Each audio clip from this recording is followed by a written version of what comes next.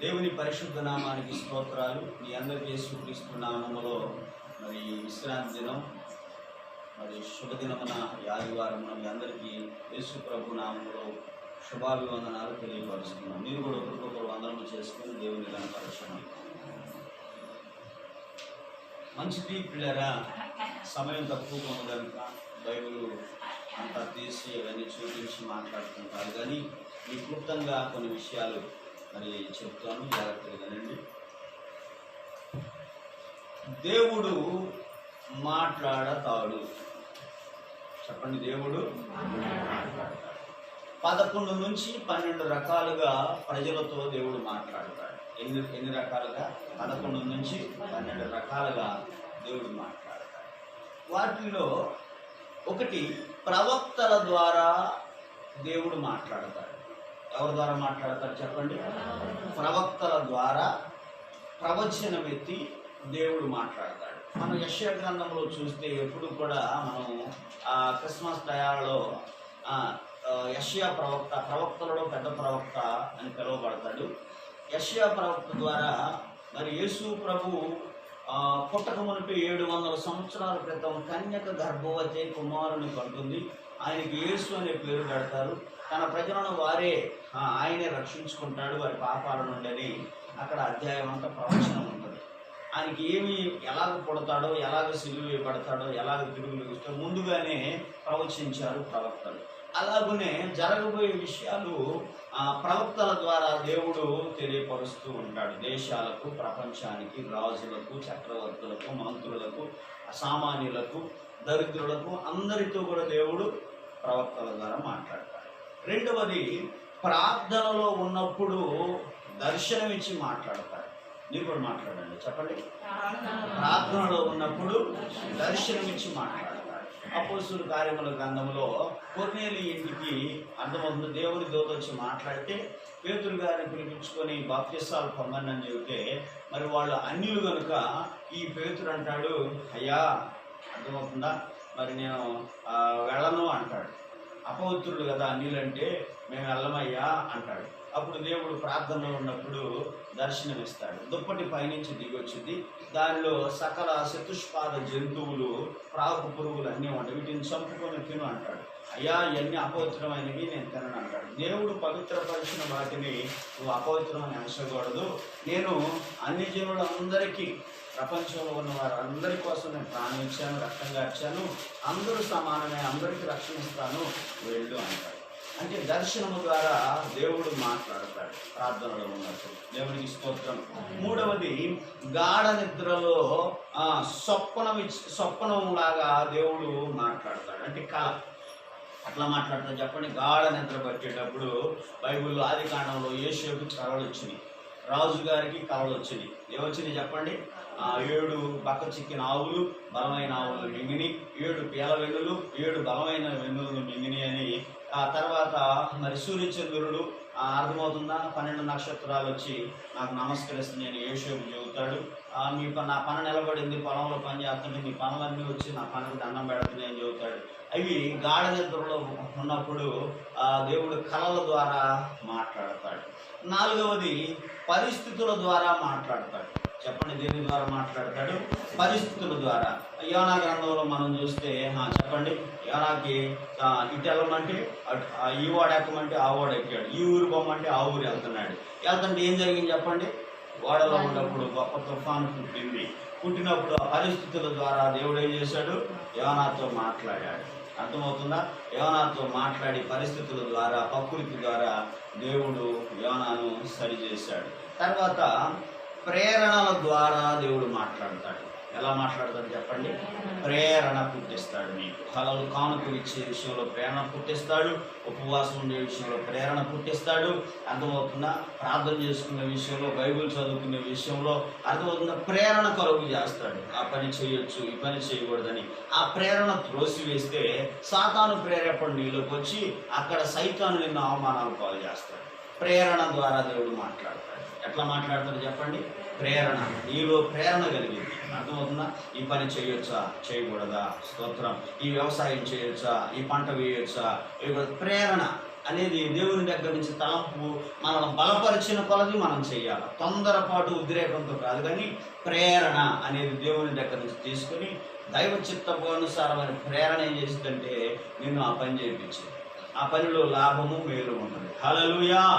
ప్రేరణ ద్వారా మాట్లాడతాడు. తర్వాత 6వది దేవుడు స్వరమెత్తి మాట్లాడతాడు. చెప్పండి, దేవుడు స్వరమెత్తి మాట్లాడతాడు. సమూయేలు బాలుడుగా ఉన్నాడు. ఏలి మందిరంలో ఉన్నప్పుడు అక్కడ పరిచర్య చేస్తూ ఉన్నాడు.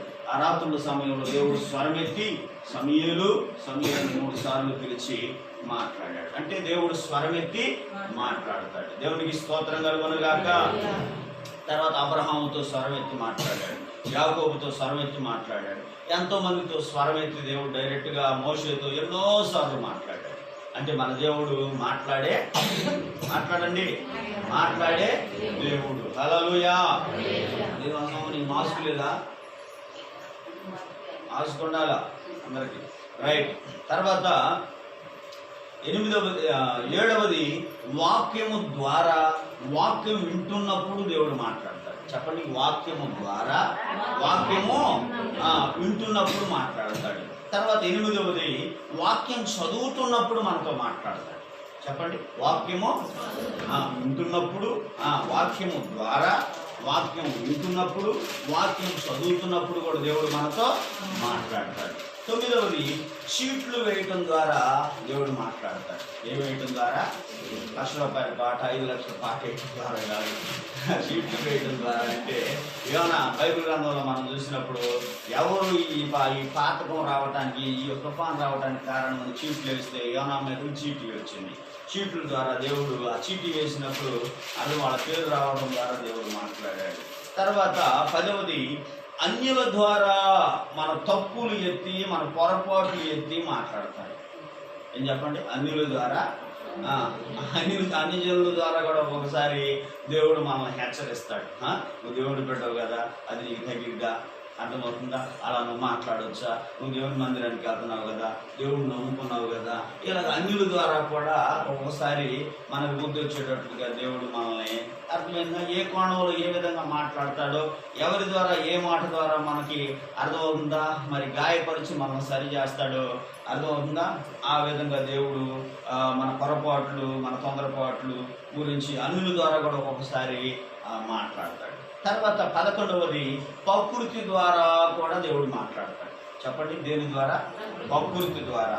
నోవాహు తరంలో ఎట్లా కనపడింది? జల విలయం. ఇప్పుడు ఎలాగ కరోనా విలయమో అప్పుడు ఏదని చెప్పండి, విచ్చలవిడి జీవితాన్ని బట్టి అప్పుడు నోవాహు తరంలో జల ప్రళయం వచ్చింది. జల ప్రళయం వస్తే నోవాహు, ఈ తరం వారిలో నువ్వు ఒక్కడివే నీతిమంతుడిగా కనపడ్డావు కనుక నిన్ను బట్టి నీ భార్యను, 3 కొడుకులు, కోడలు, కూతురు అందరూ రక్షించేస్తాను, నువ్వు ఓడగట్టుకో 3 అంతస్తులు అన్నాడు. అది మీ అందరికీ ఎన్నోసార్లు చెప్పాను. కూతుళ్ళు, అల్లుళ్ళు ఎగతాళి చేశారంట నోవాహుని. చెప్పండి, మనల్ని కూడా బైబిల్ తీసుకొని ఎలాగ వెళ్తా వస్తూ ఉంటే ఎగతాళి చేస్తూ ఉంటారు. ఎగతాళి చేసిన వాడల్లా జలసమాధి అయ్యాడు. చెప్పండి, నోవాహు ఎగతాళి చేసుకొని నా దేవుడి మాట నేను నమ్ముతానని తన ఇంటి ముందు 3 అంతస్తులు ఓడ కట్టుకున్నాడు. ఓడలోకి చేరిన తను, తన భార్య, 3 కొడుకులు, కూతురు, 3 కొడుకులు, కోడళ్ళు మాత్రమే 8 మంది మాత్రమే బతికారు. సకలము నేను జలసమాధి అయిపోయాడు. కనుక ప్రకృతి ద్వారా కూడా దేవుడు ఏం చేస్తాడు? అర్థమవుతుందా? ఇప్పుడు పంట బాగా పండింది అనుకో, మంచి రేట్లు వచ్చినాయి అనుకో, అర్థమవుతుందా? ఒక్కొక్కడు పందాలు వేసుకుంటూ ఉంటారు. ఏమని, ఏందిరా మందా, నేను గట్టి నువ్వు కడతావా, నేను మంద నువ్వు కొంటావా, అర్థమవుతుంది. ఇలాగా ప్రకృతి ద్వారా ఏం చేస్తాడంటే ఒక్కొక్కసారి పిల్లరా కొంగదీస్తాడు. ఏం చేస్తాడు చెప్పండి? అందుకే బైబిల్లో ఉంటుంది, గర్విష్ఠుల గర్వమును అణుచును దీనులకు కృప. అంటే నువ్వు తగ్గించుకున్నప్పుడు దేవుని ఉంటుంది. అంటే ప్రకృతి ద్వారా కూడా మరి మనుషులకు ఆయన బుద్ధి చెబుతూ ఉంటాడు, దీవిస్తూ ఉంటాడు, సరి చేస్తూ ఉంటాడు, కొంగదీస్తూ ఉంటాడు, లేవనెత్తుతూ ఉంటాడు. ప్రకృతి ఆయన కంట్రోల్ రిమోట్. దేవునికి స్తోత్రం కలుగును గాక. తర్వాత చివరిగా జంతువుల ద్వారా కూడా దేవుడు మాట్లాడాడు బైబిల్లో. అర్థమవుతుందా? బిలాము ఒక చోటకి వెళ్ళిన బాబు అంటే గాడిదెక్కి ఇంకో చోటకి వెళ్తూ ఉంటాడు. దేవునికి విరోధంగా, ఇశ్రాయేల్ ప్రజలకు విరోధంగా ప్రవచించడానికి బయలుదేరితే అప్పుడు ఆ గాడిద ఏమంటది చెప్పండి? అది మొరాయిస్తూ ఉంటుంది, ముందుకు సాగదు. దాన్ని ఎంతగానో పడతా ఉంటే మరి స్వరం ఎత్తి దేవుడే దానికి స్వరం ఎత్తాడు, మాట్లాడే స్వరం గాడిదకి. అప్పుడు గాడిద నోవాహుకు బుద్ధి చెప్పి, దేవునికి స్తోత్రం, నీ దానాన్ని మొదలుకొని ఎప్పుడైనా నేను ఎట్లా చేశానా, నన్ను కొడుతున్నావు, నేను ఎక్కడికంటే అక్కడికి తీసుకెళ్ళలేదా, ఇప్పుడు ఎందుకు ఎలా జరుగుతుందంటే ఈ దేవుని దూత నా ముందు నిలబడింది అని చెప్పింది గాడిద. దేవునికి గాడిద కళ్ళకి కనపడింది కానీ మరి ప్రవక్త కళ్ళకి కనపడింది. జంతువుల ద్వారా కూడా మనుషులను ఆయన సరి చేస్తాడు. దేవునికి స్తోత్రం కలుగును గాక. హల్లెలూయా చేద్దామా? హల్లెలూయా, హల్లెలూయా, హల్లెలూయా. కనుక 11 నుంచి 12 రకాలుగా ఈ విధంగా దేవుడు ఏం చేస్తాడంట చెప్పండి? ఏం చేస్తాడంట? దేవుడు మాట్లాడతాడు. కనుక మరి ఆయన మాట్లాడే దేవుడని పాటలు ఉన్నాయి. కనుక మాట్లాడే దేవుడు ఏం మాట్లాడతాడా అర్థమైందా? జస్ట్ మనం అనుకుంటాము కాసేపు ప్రార్థన చేసుకుంటే సమస్యలు పోతలే, కాసేపు ప్రార్థన చేసుకుంటే అప్పులు పోతలే, కాసేపు ఎక్కువసేపు చేసుకుంటే పోవా. దేవునికి స్తోత్రం కలుగునే కాక. టైం ఆడదు మనకి. దేవునికి స్తోత్రం. కనుక చాలా మంది పిల్లరా జస్ట్ అర్థమవుతుందా? జస్ట్ అర్థమైందా? ప్రార్థన ఎంతసేపు చెయ్యాలి అనే దానికి ఎదులే దేవుడు మనసులో ఉంటే చాలదా, చర్చికి వెళ్ళాలా? చాలా మంది మాటలు భలే ఉంటాయి, డైలాగులు. మనసులో ఉంటే చాలదా, చర్చికి వెళ్ళాలా, అర్థమవుతుందా, ఇంట్లో చేసుకుంటే చాలు, ఇలాంటి విమర్శలు. నీకు వాక్యము అనే గ్రంథం ఇచ్చాడు ఆయన. ఆ గ్రంథములో దేవుడు ఏదైతే చెప్పాడో దాని ప్రకారంగా వెళ్ళేవాడికి మేలు జరగకుండా ఉండదు. ఏం జరగకుండా చెప్పండి? దాని ప్రకారంగా వెళ్ళేవాడికి మేలు జరగకుండా ఉండదు. దాని ప్రకారంగా కాకుండా సొంత విధానాల్లో స్వబుద్ధిని ఆధారం చేసుకొని మనం నడిస్తే ఖచ్చితంగా మొదట బాగుండట్టుగానే ఉంటుంది, కానీ తర్వాత నీకు నెమ్మది ఉండదు. దేవునికి స్తోత్రం కలుగును గాక. వాక్యము దేవుడై ఉండను, దేవుడే వాక్యమే ఉండను. కనుక ఆ వాక్యము నీ అర్థం అన్నది, నీ నోటం అన్నది నీ హృదయంలో ఉంది. నువ్వు విశ్వసించిన దేవుని వాక్యం అది. హల్లెలూయా, హల్లెలూయా. కనుక నా ప్రియమైన వారులారా, దేవుడు ఈ రీతిగా మనుషులతో మాట్లాడతాడు. చివరిగా రాత్రి మరి భక్తులైన వారు చాలా మంది రాలేదు, అందుకని ఆ వాక్యాన్ని మరొకసారి జ్ఞాపకం చేస్తాను. స్తోత్రం, హల్లెలూయా. చూడండి, ఎఫెసీయులకు రాసిన పత్రిక 5వ అధ్యాయము, ఎఫెసీయులకు రాసిన పత్రిక 5వ అధ్యాయము. ఈ మాట చెప్పి నేను ముగిస్తాను. 5వ అధ్యాయము 2 వచనాలు మాత్రమే చూడండి.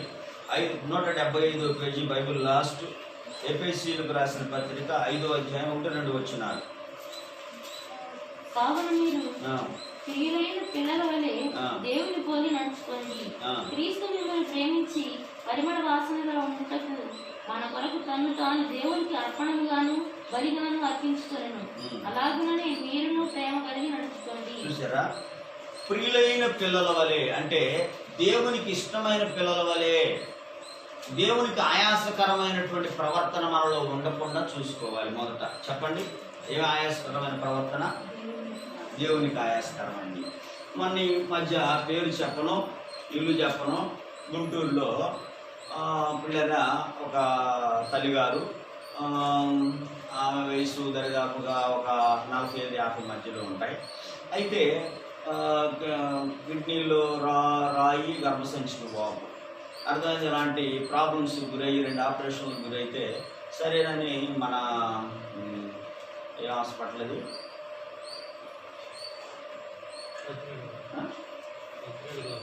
మద్దినేని గోపాలకృష్ణ హాస్పిటల్లో చూపించుకుంటే అర్థమవుతుందా, ఒక కిడ్నీకి చెప్పి ఇంకో కిడ్నీ పోసారు. అర్థమవుతుందా? అరే అనుకుని మళ్ళీ ఇంటికి వచ్చి తీశారు. అర్థమైందా? చాలా రిస్క్ అయిపోయింది. అర్థమవుతుందా? ఆమె ఇంటికి వచ్చింది, అలాగలా ప్రార్థనలు చేసాం. ఉక్కిరి రోజు ఫోన్లు జమ్ము, అయ్యో నేనేమైపోతాను రైట్ చేసాము. దేవుడు తన ప్రభుని బట్టి ఇంటికి చేర్చిన తర్వాత పిల్లరా అయితే బ్రహ్మాండంగా మన ఇంటికి వెళ్ళి పాపం ఇంతవరకు వచ్చాడు పాస్టర్ గారు. అర్థం మళ్ళీ మాట్లాడు హాస్పిటల్ కానీ నిజాన్ని మళ్ళీ ఇంటికి వచ్చినాక ఇంతవరకు వచ్చాడా? ఇంటికి వచ్చిన హాస్పిటల్లో ఉన్నప్పుడు అన్నిసార్లు మళ్ళీ ఇంటికి వచ్చి నాకు చూసాను, ఎంతవరకు అంతమంది వచ్చి పలకరించారు, ఇంతవరకు సరే పోరాట ఉండరు. అంటే గాయాలైనా కూడా మార్పు రాదు కదా. సరే వెళ్ళిన తర్వాత బ్రహ్మాండంగా టీవీకి వెళ్ళి పళ్ళు పెట్టి రిమోట్లు పెట్టుకుని బ్రహ్మాండ నాటికలు, వరద నాటికలు పడతా ఉంది. అదే అమ్మా అన్నాను, ఎవరో అంది మాస్టర్ గారిని అమ్మా అన్నాను. లేచామని అదరా ఏమి లేదండి, ఆపటం కానీ ఏమి లేదు. అతను కుర్చీ తెస్తుంది నాటికి చూడ మనం ఏమన్నా అనుకుంటున్నాను. మొత్తానికి వచ్చింది. నేను అన్నాను ఇక సరేలే అసలు ఆపిక ఆపదని నేను కూడా ఏం కలిగి నడుచుకుని ఉన్నాను. ఉన్న తర్వాత మాట్లాడినాక మొత్తానికి లేచి ప్రార్థన చేస్తున్నా కూడా నాటికి ఆపట్లా. నేనే రిమోట్ తీసుకొని అది మర్చిపోయానండి నేను ఆశించాను. అంటే ఎంత ఏ ఆత్మ పూర్వరాలైందేమా అర్థమవుతుందా? నాటిక ఆత్మ పూర్వరాలైపోయిందనమాట. స్తోత్రం. కల్పన ఆత్మ పూర్వరాలైపోయింది. అర్థమవుతుందా? అరే ఇప్పటికైనా నువ్వు విడిచిపెడతావు అనుకున్నాను, ఇప్పటికైనా విడిచిపెడతావని అనుకున్నాను అని మనసులో విడిచిపెట్టలేదు. స్తోత్రం. హల్లెలూయా. అప్పుడు అంతకుముందు అదే పడి అర్థమవుతుందా? ఇబ్బంది జరిగినా కూడా వాక్యం వెంటనా కూడా అర్థమవుతుందా పిల్లగా అదే బడిలో ఉంది. నేను జస్ట్ మాస్క్ అక్కడ మర్చిపోయి నేను అట్ట కొంచెం బయటకి వచ్చి బండిలో బయలు పెట్టేది మాస్క్ అని అప్పుడు మళ్ళీ అమ్మటిని పెట్టుకొని అసలు ఎందుకు వచ్చాడు ఈయన ఇప్పుడు ప్రార్థన చేయడానికి అనుకున్న పరిస్థితిగా ఉంది. కానీ అర్థమవుతుందా? మరి ఇంటికన్నా ఇంతవరకు వచ్చాడా? స్తోత్రం. వస్తేనే ఇది బడి. హల్లెలూయా. అంటే ప్రియమైనటువంటి వాళ్ళరా ఆమె మా దగ్గర రక్షింపబడలేదు, వేరే స్థలానికి వెళ్ళింది. అయితే ఆ పరిస్థితి ఆలస్యమైనప్పుడల్లా ఇటుబడి వస్తూ ఉంటారు. ఎలా ఉంది స్తోత్రం. హల్లెలూయా. చూడండి ఈ విధంగా మరి ప్రవర్తన ఉన్నప్పుడు చాలా బాధాకరం. అందుకని అది దేవునికి ఆయాసకరమైన పని, దేవునికి సంతోషకరమైన పని. అది నాలో నివసించే నా యేసయ్యా. అర్థమవుతుందా? హృదయానికి సంబంధించిన పాటలు ఎన్నో ఉన్నాయి. అర్థమైందా? ఇది ముఖ్యమా? మందిరం ముఖ్యమా? నువ్వు ముఖ్యమా? దేవుడికి చెప్పాలి. మందిరం ముఖ్యమా? నువ్వు ముఖ్యమా? మందిరం కన్నా కూడా నువ్వే ముఖ్యం ఆయనకి. అర్థమైందా? నీ దేహము దేవునికి ఆలయం. అర్థమవుతుందా? ఈ మందిరాన్ని పడగొడితే 3 దినాల్లో లేపుతానన్నాడు. ఏమి లేపుతాడు? రాయి ఎక్కడి నుంచి వచ్చింది? సిమెంట్ ఎక్కడ లేదు, హృదయంలో కడతాను గొప్ప గొప్ప మందిరాలు అన్నాడు. మరి ఆయన నివసిస్తున్నటువంటి హృదయం అనే స్థలంలో ఆయన ఉండగా నీవు వాక్యం పెట్టుకొని చూడు, తప్పు లేదు. అర్థమవుతుందా? వాక్యం విను. అర్థమవుతుందా? ఏదైనా వార్త అనుకుంటే ఆ సమయంలో కొంచెంసేపు అవి తెలుసుకోవాలంటే అంతవరకే. కానీ అర్థమవుతుంది కల్పనలో అది నీకు ఇలా అది ఒక అపవాది క్రియ. వాడు నీలో పెట్టినటువంటి ఒక ఆకర్షణ. అది శరీరంలో ఉన్నటువంటి మనల్ని సాతాను ఎన్నో రకాలుగా ఆకర్షించుకోవాలని చూస్తుంది. మనల్ని గాయాల పాలు, దేవుని కోపం మన మీద మండేటట్లుగా అపవాది ఎన్నో తీసుకొస్తుంది, మన చేత చేపిస్తుంది.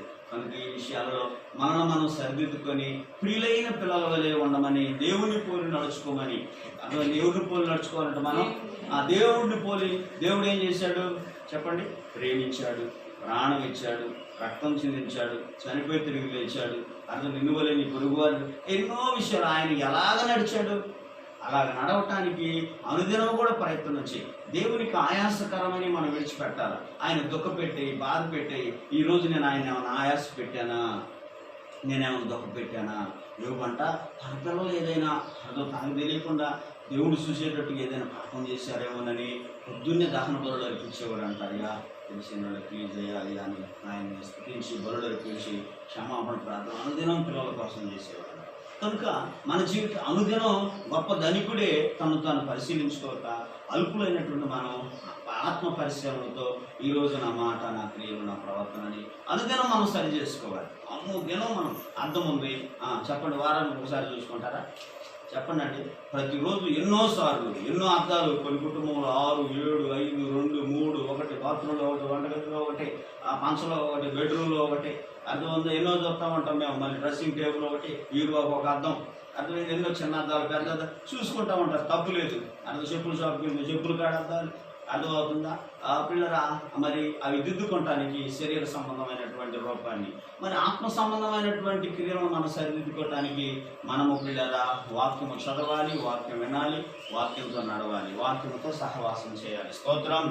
దేవునికి ఆయాసకరమైన మనం విడిచిపెట్టి దేవుని పోలి మనం నడుచుకోవాలి. అనుదినం దేవునికి ఇష్టంగా ఉంటే వాళ్ళ ప్రార్థన దేవుడు వింటాడు. ఎట్లా ఉండాలి చూడండి. ప్రతిరోజు దేవునికి మనం ఎలా ఉండాలంట? ఇష్టముగా ఉండాలి. 2వ వచనంలో క్రీస్తు మిమ్మల్ని ప్రేమించి పరిమళ వాసనగా ఉండటానికి మన కొరకు తను తాను దేవునికి, మీ కొరకు అప్పగించుకున్నాడంట. దేవునికి అర్పణగా. చెప్పండి. దేవునికి ఎలాగా? అర్పణముగాను బలిగాను. అర్థమైందా? అర్పణముగాను బలిగాను ఆయన ఏం చేశాడు చెప్పండి? అప్పగించుకున్నాడు. మనం పరిమళ వాసనగా ఉండటానికి, ఏ వాసనగా ఉండటానికి చెప్పండి? పరిమళ వాసనగా. అర్థమవుతుందా? అంటే పరిమళ వాసనగా అంటే చెప్పండి ఎలాగా చెప్పండి? పరిమళ వాసనగా అంటే అర్థమవుతుంది. మంచి సాక్ష్యం, మంచి ప్రార్థన. చూడు, దేవుణ్ణి నమ్ముకుంటే అట్లా ఉండాలి. దేవుణ్ణి నమ్ముకుని చూడు వాళ్ళు ఎంత చక్కగా చర్చికి వెళ్తారు. దేవుణ్ణి నమ్ముకున్నారంట, ఏదైనా బాగలేదంటే ప్రార్థన చేస్తారు. దేవుణ్ణి నమ్ముకున్నారంట, అర్థమవుతుందా? వాళ్ళ చూడు దేవుడు ఎన్ని కార్యాలు చేశాడు. ఇలాగ పరిమళ వాసనగా రావాలని అర్థమవుతుందా? మన సాక్ష్యం పరిమళ వాసనగా వచ్చేటట్టుగా మనం నడుచుకుంటూ ఉండాలి. దేవునికి స్తోత్రం కలుగును గాక. హల్లెలూయా, హల్లెలూయా. మనం సువాసనగా ఉండాలని, ఆయన పరిమళ వాసనగా ఉండాలని తాను అప్పగించుకున్నాడు. అలాగే మీరు ప్రేమ కలిగి నడుచుకోండి. ఏం కలిగి నడుచుకోవాలంట? మనం చెప్పండి, ఏం కలిగి నడుచుకోవాలంట? ప్రేమ కలిగి నడుచుకోవాలి. ఒకరినొకరు నొప్పించుకుంటూ, ఒకరినొకరు బాధ పెట్టుకుంటూ, ఒకరినొకరు ద్వేషించుకుంటూ, ఒకరినొకరు అసూయ పడతా, అర్థమైంది? ఒకరికి మేలు జరిగితే ఒకరు ఓర్చుకోలేక, ఒకరికి అర్థమైందా అభివృద్ధి చెందుంటే ఒకరు, ఇలాగా సాతానుడు ఏం చేస్తాడంటే శరీర సంబంధంగా మనం తీసుకుపోయేది ఏమి లేదు, మనతో వచ్చేది ఏమి లేదు. అలాగే వ్యసనాక్రాంతులుగా తెలియకుండానే మన జీవితాల్లోకి, లేకపోతే ఒక్కొక్కసారి నువ్వు మేలు చేయాలనే ఆలోచన కలిగి ఉన్నా నీ పక్క వారికి ఏందమ్మా ఆమె చేసేది, ఆయనకి చేసేది, ఇలాగ సాతాను పక్క వాళ్ళ ద్వారా మనం జడపడతాం. అర్థమైందా? మనం గ్రహించుకోవాలా. దైవ ప్రేరేపణతో అర్థవంత ప్రభు అన్నాడు, మేలు చేయుట యందు ఎప్పుడు మనం ఆసక్తిగా ఉండాలంట. ఎట్లుండాలి చెప్పండి? మేలు చేయుట యందు కీడు చేయటం అని మేలు వాళ్ళు ఒకసారి కాదు ఎన్నిసార్లైనా మేలు పొందడానికి అర్హులుగా నువ్వు ఎంచుకోవాలి. దేవునికి స్తోత్రం. మన ప్రక్క వారికి మేలు చేయటం ద్వారా దేవుడు సంతోషిస్తాడు. సమాజంలో ఉన్న వారికి మేలు చేయటం ద్వారా దేవుడు సంతోషిస్తాడు. నీకు దేవుడు ఇచ్చిన ప్రేరణ బట్టి ఏదైనా మేలు చేస్తా ఉన్నప్పుడు, ధర్మం చేస్తా ఉన్నప్పుడు, సహాయం చేస్తున్నప్పుడు అర్థమవుతుందా? సైతాన్ ఏం చేస్తాడంటే, మునుపు నీకు వాళ్ళు చేశారా, మునుపు నాకు వాళ్ళు ఇచ్చారా, మునుపు వెళ్తే నీకు పెట్టారా, ఇలాగ తీసుకొచ్చి అది నీకెందుకు, వాక్యం నెరవేర్చుకో.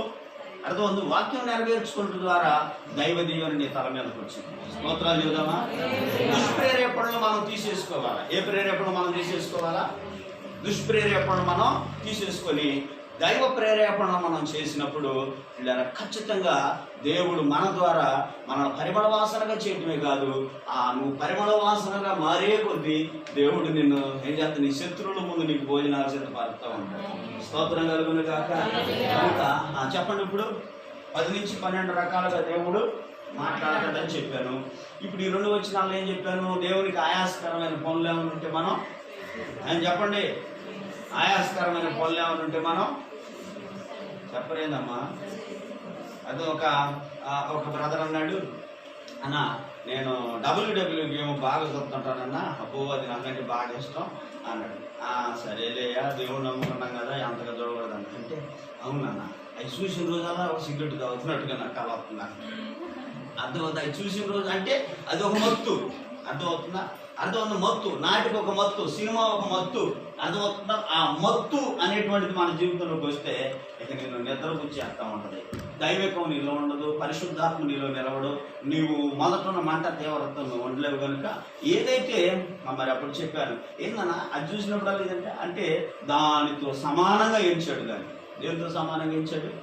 సిగరెట్తో సమానంగా. అంటే నువ్వు ఒక మత్తులో ఉంటున్నావు, చూడగానే చూస్తున్నావు, చేయగానే చేస్తున్నావు, వినగానే వింటున్నావు, కనుక దాన్ని నువ్వు సరి చేసుకో అని దేవుడు దానికి పోల్చి చూపించాడు. దేవునికి స్తోత్రం. ఇలాగ దేవుడు ఏ విధంగా మనతో మాట్లాడుతూ ఉంటాడో మనం ఒకసారి గమనించగలిగి, ఈ కళ వచ్చింది అన్నయ్య, నాకు ఆ కళ వచ్చిందని చెబుతారు. కళ వచ్చినప్పుడు కళకు సంబంధించి మనం ప్రార్థన. కళ అర్థమవుతుందా? ఒక రకంగా ఉంటుంది, జరిగేది ఇంకో రకంగా ఉంటుంది. అర్థం? కళ ఒక రకంగా ఉంటుంది. అర్థమైందా? కళ అదే అంతే జరిగింది అనుకోకండి. కళకు భావం ఉంటుంది, అది వేరే రూపం. దేవునికి స్తోత్రం కలుగును గాక. హల్లెలూయా. సూర్యచంద్రుడు 12 నక్షత్రాలు దండం పెడుతున్నారు. అర్థమవుతుందా? ఏసేపుకి సూర్యుడు చంద్రుడు 12 నక్షత్రాలు దండం పెట్టలా. సూర్యుడు అంటే తండ్రి, చంద్రుడు అంటే తల్లి, 12 నక్షత్రాలు అంటే అన్నదమ్ములు. అర్థమవుతుందా? మరి సూర్యచంద్రుడు నక్షత్రాలు వచ్చి పెట్టలేదు, కానీ సూర్యచంద్రుడు తల్లిదండ్రులు అయితే నక్షత్రాలు అన్నదమ్ములు. అర్థమైందా? పోలికలు వేరుగా ఉంటాయి, కళల భావాలు వేరుగా ఉంటాయి. మనం గమనించుకోవాలా. కళ్ళు వచ్చినప్పుడు అర్థమవుతుందా? మరి ఏం మన సహోదరుడు కాలు రెడ్డిపాలెంలో కాలు చెప్పాడు. ఏం చెప్పాడంటే, అన్న కాలువ అప్పటికప్పుడే పొంగిందన్న, అసలు ఏమీ లేకుండా పోయిందన్న. అర్థమైందా? అంటే నీకు విస్తారంగా పనులు వస్తున్నాయి, అట్లా టాపీ పనులు, అవి మళ్ళా వెనక్కపోతాయి. అవునన్న, కరెక్ట్గా చెప్పేవాడు. దేవునికి స్తోత్రం. అర్థమైంది. తనకే దేవుడు చూపించాడు. అది పొంగినట్టు పొంగుతుంది, గిన్నెలు కట్టలు దాల్తుందన్న. అలాగా అంటే ఇప్పుడేగా అంతలో అలాగ జారిపోతున్నాయి పనులు. అర్థమైందా? అంటే ఏంటంటే దేవుళ్ళు నిలవట్లేదు. ఆదివారం కూడా పనులు ఎత్తుక్కోవటానికి వెళ్తాడంట కమిషన్లు ఇచ్చి. దేవునికి స్తోత్రం కలుగునుగా. కనుక ప్రియమైన ఆ సహోదరి సహోదరులారా, నా జీవితాల్లో దేవునికి ఆయాసకరమైనటువంటి మనం విడిచిపెట్టి సంతోషపరిచే క్రియలను అనుదినం ప్రార్థన చేసుకోవటం, బైబిల్ చదవటం, అర్థమవుతుందా, మన పనులు మనం చూసుకోవటం, దేవునితో నడవాలి. దేవునితో నడిచే వారికి క్షేమము, కృప. అందుకే దావీదు అంటాడు, నా బ్రతుకు దినములంతా కృపాక్షేమములే నా వెంట ఏమవుతాయి అంట. మన బ్రతుకు దినములంతా మన వెంట ఏమొస్తామంటే అంట, కృపాక్షేమములే వస్తామంటే. దేవునికి స్తోత్రం. దేవుడు మనందరినీ కూడా కృపాక్షేమంతో నింపి నడిపించును గాక. దేవుడు 2వ వచనంలో ఏమన్నాడు చెప్పండి? మనందరి కొరకంటే ఆయన అర్పణముగాను బలిగాను అర్పించుకున్నాడు. అర్థమైందా? లోకంలో సిలువ వేయబడిన దేవుడు ఎవరైనా ఉన్నారా? ఏమా చెప్పండి. ప్రాణం ఇచ్చిన దేవుడు, రక్తం చిందించిన దేవుడు, చనిపోయి తిరిగి లేచిన దేవుడు, నిన్ను ప్రేమిస్తున్నాను అని చెప్పిన దేవుడు ఎవరైనా ఉన్నారా? దేవునికి స్తోత్రం కలుగునుగాక. వాడు స్త్రీలను ప్రేమించి సంకల ఒకరిని, భుజాన ఒకరిని, నెత్తి మీద ఒకరిని పెట్టుకున్న వాళ్ళు అయితే, వీళ్ళకి యేసు ప్రభు ఎవరిని పెట్టుకోవాలా? పరిశుద్ధుడు. ఆమె చెప్పండి. ఆయన చెప్పండి, ఎవరంటే ఆయన పరిశుద్ధుడు. అర్థం నీ కొరకు చెప్పండి. బందిపోటు దొంగ బరబ్బాతో కూడా అంటాడు, నీ కోసం నేను ప్రాణం ఇస్తాను బరబ్బా అన్నాడు. నువ్వు నాకు ప్రాణం ఇచ్చే రోజు తెలిసింది. దొంగను వదిలిపెట్టి యేసు వేస్తుంటే అప్పుడు గుర్తొచ్చింది, నిజమే, నాకు వాడు ప్రాణం. బందిపోటు దొంగ మారు మనసుకుంది. అంటే ప్రభు మనందరి కోసం ప్రాణం ఇచ్చింది దేవుడు కనుక మనము కూడా ఆయన కొరకు ప్రాణం పెట్టడానికి సిద్ధపడాలి. చూడండి, వచ్చి చచ్చిపోయిన వాళ్ళు ఎంతమంది? అర్థమవుతుంది. ఆయన ఆలోచిస్తే అది రూపాయిలాగా 100 రూపాయలాగా బయలుదేరిన కరోనా ఈరోజు 20 పైసలు తయారైంది. దేవుడు ప్రార్థన ద్వారా దాని బలాన్ని ఎరగొట్టాడు. మనుషుల ప్రాణాలను తీసే గుణాన్ని అది కోల్పోయింది. దేవునికి స్తోత్రం కలుగునుగాక. అది శక్తి కలిగిన దేవుడు. హల్లెలూయా, హల్లెలూయా. ఇతర దేశాల్లో వేలుబడి చేసిన టెక్నాలజీ ఉన్న దేశాల్లో ప్రాణాలు పోయినాయి. అర్థమైంది. అజ్ఞానంతో ఉన్న దేశంలో అర్థమవుతున్న చేసిన మనవులు, ప్రార్థనలు దేవుడు అంగీకరించాడు. అనుజులు మారు మనసు పొందుతున్నటువంటి తరంలో దేవుడు విజృంభిస్తున్నటువంటి కరోనా బలాన్ని ఎరగొట్టాడు. అది ఒక అంటువ్యాధి లాగా, డెంగ్యూ లాగా, టైఫాయిడ్ లాగా. అర్థమవుతుందా? దేవుడు నిన్ను జాగ్రత్తలు తీసుకోవద్దని అలా జాగ్రత్తలు తీసుకో, తగిన విధంగా జాగ్రత్తలు. భయపడిపోయి కలవరపడిపోయి అర్థమవుతుందా, కొంచెం నాకు నడువులు అదేనేమో, ఇంకా స్తోత్రం, కొంచెం పరిచయం పడుతున్నట్టు నమ్ముకో, ఇక అదేనేమో, ఇంకా అదేనే, ఇంకా అదే అర్థం కృంగిపోతుంది. ఇంతకుముందు ఎప్పుడు జలుబు చేయలేదా, ఒళ్ళు నొప్పులు రాలేదా, లోజరాలు రాలేదా? ప్రతిదీ అదే అదే అదే అదే అదేగా. దేవునికి స్తోత్రం కలుగునుగాక. హల్లెలూయా. సాక్ష్యాలు కూడా ఫోన్లో పిల్లల సేవకులు అది వచ్చి ఏమి అవనోళ్ళు పోరాడు మంది సాక్ష్యాలు చెబుతున్నారు. అసలు చూపించుకోకుండా ఒంట్లో ఉండి దాని అంతటా అది క్లియర్ అయిపోయిన వాళ్ళు కూడా అర్థమైన సాక్ష్యం. కనుక దాని ప్రభావాన్ని, దాని బలాన్ని ఎర్రగొట్టాడు. ప్రాణాలు తీసే గుణాన్ని కోల్పోయింది. కలవరపడకండి. దేవునికి స్తోత్రం. ధైర్యాన్ని గట్టిగా పట్టుకోండి. హల్లెలూయా. మన ఫోన్లో ఒకటి మెసేజ్ పంపించాడు. ముందు అది వచ్చేవో కానీ రాకుండానే భయంతోనే జనం చేస్తున్నారంట. స్తోత్రం. ఏదని చెప్పండి. భయంతోనే అసలు వచ్చిద్దామన్నాడు, భయంతోనే ముందు రోగానికి దిక్కిపోతారంట. అర్థం ఎంత రోజులు కూడా ఎంత అయిపోతారంట. స్తోత్రం. హల్లెలూయా. అర్థమవుతుందా? అల్లే దానికి ఒక పేరు కరోనా అనేటువంటి అమ్మో అనుకుంటున్నారు. కానీ పిల్లరా, అది చిన్న దోమ లాంటిది అనేటువంటి భావనతో పిల్లరా, దేవుడు భయపడకూడదు అని చెప్పిన వాగ్దానాన్ని కొట్టుకోండి, తగిన జాగ్రత్తలు తీసుకోండి. నేను కూడా దేవుని కృపను బట్టి అర్థమవుతుందా విస్తారంగా తిరిగాను. మరి జాగ్రత్తగా ఇంట్లో షాపుల్లో ఉండి పిల్లలు ఇట్లా దూరంగా వేసిన వాళ్ళకి కూడా వదిలిపెట్టాను. దేవునికి స్తోత్రం కలుగుతుంది. అర్థమవుతుందా? ఎందుకు చెబుతున్నానంటే, నువ్వు తిరిగినా జాగ్రత్తలు తీసుకున్నా అది కొంత గాలిపాటుగా కూడా ప్రజల మీద ఏలుబడి చేస్తున్న విధానం కనపడుతుంది. దేవునికి స్తోత్రం. హల్లెలూయా. మరి ఈ విషయంలో తప్పు అది వస్తుందో రావట్లేదు, కానీ మరి మాస్కులు పెట్టక ముందు ఎట్టబడితే అట్టున్నప్పుడు ఎవరికి రాలేదు. ఇప్పుడు శానిటైజర్లో చేతులు పుట్టంతా లేచిపోయాడు పూసుకుంటున్నారు. మాస్కులు ఒక్కొక్కళ్ళకి పిల్లలు గుడ్ల కన్నా మాస్కులు ఎక్కువ ఉన్నాయి, చీరల కన్నా చొక్కాల కన్నా మాస్కులు ఎక్కువ ఉండే. ఇంట్లో ఒక ఆయన ఇంటికాడికి వెళ్ళారు, అసలు అన్ని దండం నిండా అయ్యి ఆడేసుకున్నారు. అర్థమవుతుంది, మొత్తం 30-40 ఉన్నాయి మాస్కులు. హల్లెలూయా. ఇంక ఈ కరోనా పోయేటప్పటికి మొత్తానికి అర్థమవుతుందా, 2 సూట్ కేసులు తయారవుతాయి అమ్మ. హల్లెలూయా. కనుక గమనించండి, కలవరపడకండి, భయపడకండి. దేవుడు తన కాపుదలు ఇస్తాడు, తగిన జాగ్రత్తలు తీసుకుని నడవండి. అర్థమవుతుందా? మందిరాన్ని నిర్లక్ష్యం చేయకండి, ఇలాగే చక్కగా ఎడంగా పాటిద్దాం. ఒకటి గుర్తుపెట్టి, కరోనా అనేటువంటి వ్యక్తి మన మధ్య సంచరించినంత మాత్రాన రాదు. వాడు తుమ్మితే, దగ్గితే, మన ఒంటి మీద పడి అది మన ముక్కుకి మూతికి పూసుకుంటే అది పోయి మన బ్లడ్లో, మన ఉమ్ములో లోపల ఉన్నటువంటి విధానాలు కలిసి బ్లడ్లో చేరిన తర్వాత బయటకు వస్తుంది. నువ్వు మాస్క్ పెట్టుకొని శానిటైజర్ పోసుకొని దూరంగా కూర్చుంటే అర్థమవుతుందా, కరోనా అనేటువంటిది పిల్లరా వైరల్ ఫీవర్ అది అటాక్ ఏం చేయదు. కనుక పిల్లర మందిర క్రమాల్లో చక్కగా మరి పాలు పొందండి. ఇలాగనే తెల్లవారుజామున ఇప్పుడు బలారాధన కూడా కొంచెం ఆలస్యం అవుతుంది. 5 గంటల నుంచి 1 గంట పాట పాడుకొని ఆరాధన చేసుకొని వాక్యం చదువుకొని ఇలా ముందుకు వెళదాం. కనుక విశ్వాసాన్ని గట్టిగా పట్టుకోండి. అర్థమవుతుందా? ప్రార్థనలో మానుకోవటం మంచిదేం కాదు. అర్థమవుతుంది, ఆరాధన మానుకోవటం సరే. ఇది మనం డాక్టర్లు ఏమంటున్నారంటే బతికినంత కాలం ఇది మనుషులతోనే ఉంటుంది అంటారు. వారికి మానుకున్నామా చెప్పండి? వారికి మానుకొని భయపడతా ఇంటికాడ కూర్చుంటే కాపాడబడతామా? దేవునికి స్తోత్రం. అర్థమవుతుందా?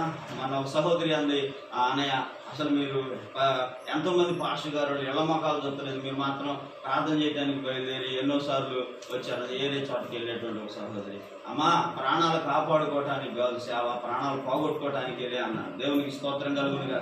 ఎందుకనంటే విశ్వాసంతో మాట్లాడాలి మనం. హల్లెలూయా. ఎట్లా మాట్లాడాలి మనం చెప్పండి? విశ్వాసంతో మాట్లాడాలి. నిజమే, విశ్వాసంతో మనం ఉన్నాం. విశ్వాసము, నీ విశ్వాసమే నిన్ను రక్షిస్తూ ఉంటుంది, నీ విశ్వాసం నిన్ను కాపాడుతూ ఉంటుంది, నీ విశ్వాసమే నిన్ను అర్థమవుతుందా తప్పిస్తూ ఉంటుంది. కనుక విశ్వాసంతో మనం ముందుకు వెళదాం. అవసరమైతే అర్థమవుతుంది ఆయన కృప మనం లేవనెత్తింది. ఒకవేళ ఏదైనా ఇంతకుముందు టైఫాయిడ్ వచ్చింది, డెంగ్యూ వచ్చింది, చికెన్ గునియాలు వచ్చినాయి, ఎన్నో వాటిని ఆయన కృప ప్రాణాలు తీసిందా? లేవనెత్తింది. ప్రతి ఒక్కరూ బలహీనతలు అనుభవించిన వాళ్ళమే. దేవుడు అందరినీ స్వస్థపరిచాడు, అందరికీ ఆయుష్ ఇచ్చాడు, అందరికీ ఆరోగ్యం ఇచ్చాడు. ఆయన చిత్తం లేకుండా ప్రాణం బాదు. దేవుడి మాటను హృదయంలో దీవించునుగా. అందరూ లేచి నిలబడదాం. దయాళుడు అయిన తండ్రి, మీకు స్తోత్రాలు, స్తోత్రాలు, స్తోత్రాలు, స్తోత్రాలు, స్తోత్రాలు. హల్లెలూయా, హల్లెలూయా, హల్లెలూయా. అది వచ్చిన వారినైనా సోకిన వారినైనా అంటరాని వారిగా మనం చూడకూడదు, అంటరాని వారిగా మనం మాట్లాడకూడదు. స్తోత్రం, స్తోత్రం, స్తోత్రం, స్తోత్రం. అదే స్థానంలో నేనుంటే, అదే స్థానంలో నువ్వు ఉంటే అప్పుడు పరిస్థితి ఎవరు ఆదరిస్తారు, ఎవరు మనల్ని పలకరిస్తారు? అలాగనే ఏది ఇత్తుతామో అదే పాస్తాం. కనుక ఏది చేస్తామో అదే చేయబడతాం. కనుక మనం పిల్లరా సన్నిధికుందాం. దేవుని సన్నిధిలో మనము పిల్లరా ఫోన్లో వింటానే ఉన్నాం. వారిని అంటరాని వారిగా చూడొద్దు. వచ్చిన వారిని ఆదరించండి, గౌరవించండి. నీకు నీ ఫోన్లో ప్రతి ఒక్కరి ఫోన్లో ఫోన్ చేసినప్పుడల్లా కూడా ఒక మరి వార్త వినపడతానే ఉంది. స్తోత్రం, స్తోత్రం, కలవరాన్ని విడిచిపెడదాం, భయాన్ని విడిచిపెడదాం. ఆపత్కాలంలో నమ్మదగిన దేవుడు, నీకు రాబోయేటువంటి ఉగ్రతలన్నింటిలో నుంచి తప్పించువాడు ఆయన. శ్రమలన్నింటిలో నీకు తోడై విడిపించువాడు. వ్యాధి లేని జీవితం ప్రసాదించువాడు. ఒకవేళ ఏదైనా నీకు బాహ్యానికి వస్తే ఆయన కృప నిన్ను విడిచిపెట్టి దాన్ని నేను లేవనెత్తకుండా ఉంటుందా?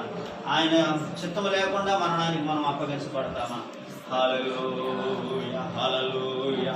ధైర్యమును విడిచిపెట్టకండి, నిరీక్షణ విశ్వాసాన్ని విడిచిపెట్టకండి. ప్రభువా నీకు వందనాలు, స్తోత్రాలు, స్తోత్రాలు, స్తోత్రాలు. Glory to God, praise the Lord, hallelujah. కర్తవే యేసువే నీకు స్తోత్రాలు, స్తోత్రాలు, స్తోత్రాలు, స్తోత్రాలు, స్తోత్రాలు. మహాఘనమైన తండ్రి, అద్భుతంగా నాయన మీరు మాతో మాట్లాడారు.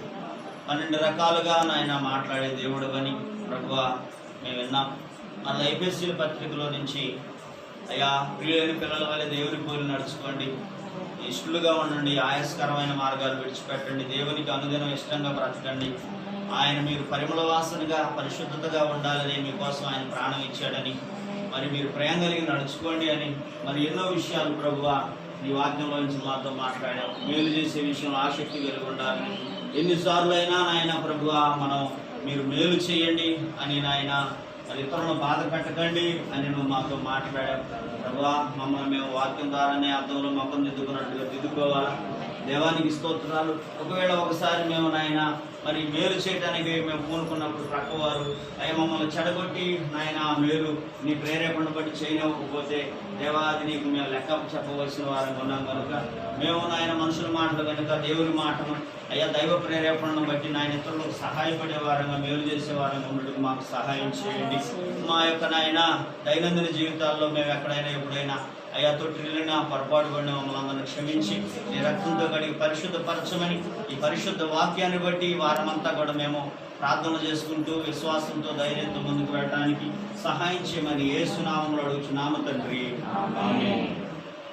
మరి ఇక్కడ ఈ సమయంలో వారికి అనుకును మనం హృదయపూర్వకంగా మరి ఇలా దేవునికి అర్పిద్దాం. కొంచెం గ్యాప్ తీసుకోండి. గ్యాప్ తీసుకొని దూరంగా కొంచెం